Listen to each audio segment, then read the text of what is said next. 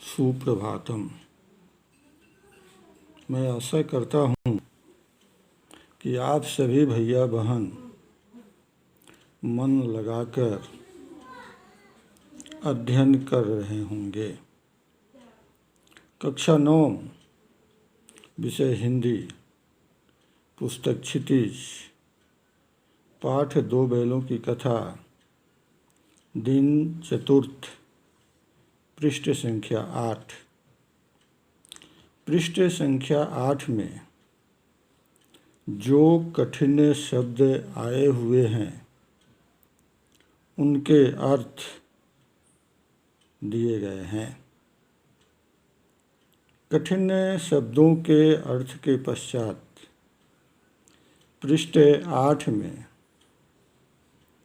जो वर्णित है उसका विश्लेषण हम करेंगे। गधे को मूर्ख और सीधा जानवर समझा जाता है, परंतु सीधेपन और मूर्खता में उससे कम एक और जानवर है और वह है बैल। कुछ लोग बैल को बड़ा मूर्ख मानते हैं, परंतु लेखक ऐसा नहीं मानता। लेखक के अनुसार बैल कभी कभी मारता भी है, कोई कोई अरियल भी होता है। कई तरीकों से बैल अपनी नाराज़गी और क्रोध प्रकट करता है, इसलिए गधे की तुलना में वह कम मूर्ख होता है। हम उसे बेवकूफ़ों में सर्वश्रेष्ठ नहीं कह सकते हैं।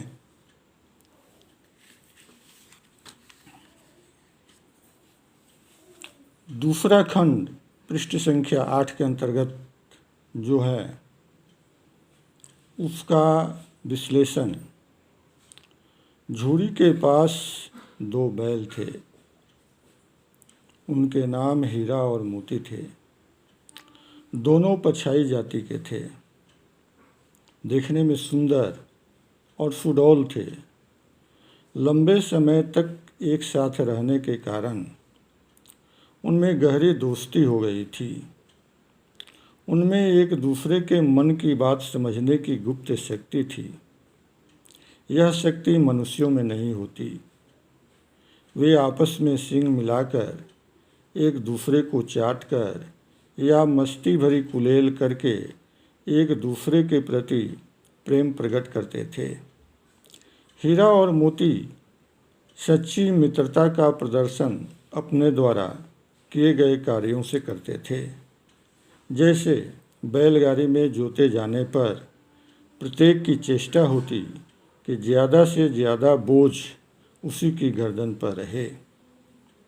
इस पृष्ठ के अध्ययन के पश्चात जो गृह कार्य दिए गए हैं उन गृह कार्यों को आप सभी भैया बहन गृह कार्य पुस्तिका में लिख कर रखेंगे। धन्यवाद। आज का दिन मंगलमय हो।